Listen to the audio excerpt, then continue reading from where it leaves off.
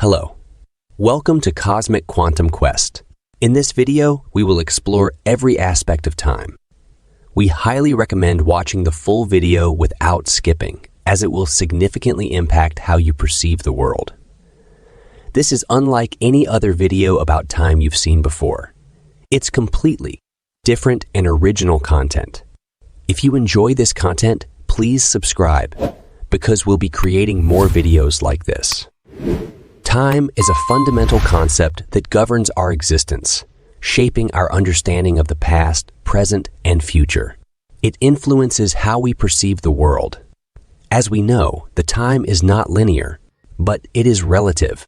Time, a concept as ancient as human existence, remains one of the most enigmatic and fundamental aspects of our universe.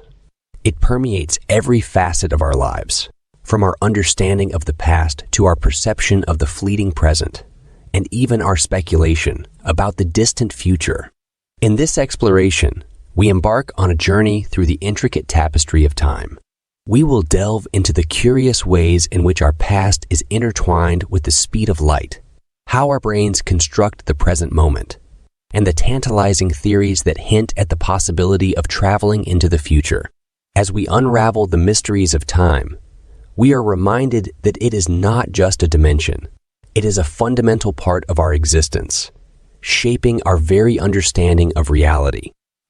In the realm of time, the past is a fascinating concept, intricately linked to our perception and the very nature of the universe. To understand how past works, consider the speed of light. Light travels at a finite speed. So, it takes time for our eyes to receive and process information about the world around us. This means that what we see is always slightly in the past. For example, if you look at a tree, the light from the tree takes time to travel to your eyes. By the time the light reaches your eyes, the tree has already changed slightly. So what you are actually seeing is the tree as it was a fraction of a second ago. This delay is very small, but it is real. And it is not just limited to our vision. All of our senses take time to process information, so everything we experience is always slightly in the past. Our ability to perceive the past is limited by the speed of light. Light travels at a finite speed, so it takes time for light from distant objects to reach our eyes. This means that when we look at a distant object, we are actually seeing its past, not its present. For example, when we look at the Andromeda Galaxy, we are seeing it as it was 2.5 million years ago, because that is how long it takes light from Andromeda to reach us. Likewise, we could also see our past. Imagine if we observed Earth from Mars with a highly accurate telescope. What we would observe is Earth state 22.4 minutes in the past, when Earth and Mars are at their farthest distance apart. In theory, if we were far enough away, we could observe events that occurred millions of years ago, including the birth of Earth. However, achieving such a distant vantage point is currently beyond our technological capabilities. We can observe our past, but we are not able to travel back in time. Yes, time travel to the past is impossible. This is because the laws of physics that govern our universe do not allow it. One way to think about this is to consider the concept of entropy. Entropy is a measure of disorder in a system. Over time, the entropy of a system always increases. This means that it is impossible to reverse the flow of time and restore a system to its previous state. As we get into the mysteries of the present moment, we find that it is not a fixed point in time, but a dynamic and ever-changing phenomenon, intricately shaped by our consciousness. One way to understand the fleeting nature of the present, it is fleeting and ephemeral. This has a number of deep scientific implications. For example, it suggests that the nature of time is itself an illusion. It also suggests that our consciousness plays a fundamental role in our experience of the world. So, if our experience of the present moment is always slightly delayed, how can we ever be sure that we are actually living in the present? The answer is that our brains construct the present moment for us. They do this by combining information from our senses with our memories and expectations. For example, When we see a moving car, our brains use the information from our eyes to create an image of the car. However, our brains also use our memories of how cars move to predict where the car will be in the next moment. This prediction is then used to create a seamless image of the car moving. Our brains do the same thing for all of our other senses. They combine information from our senses with our memories and expectations to create a coherent and unified experience of the present moment. However, the present moment is only present in our brains for a fraction of a time. This is because our brains are constantly updating the present moment with new information from our senses. As a result, the present moment is always slightly ahead of our actual experience of the world. This may seem like a minor detail, but it has important implications for our understanding of reality. It means that the present moment is not something that exists independently of our brains.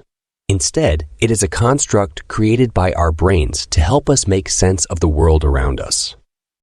The future beckons with the promise of possibilities, where the laws of physics unveil intriguing avenues for exploration, including the intriguing notion of traveling through time itself.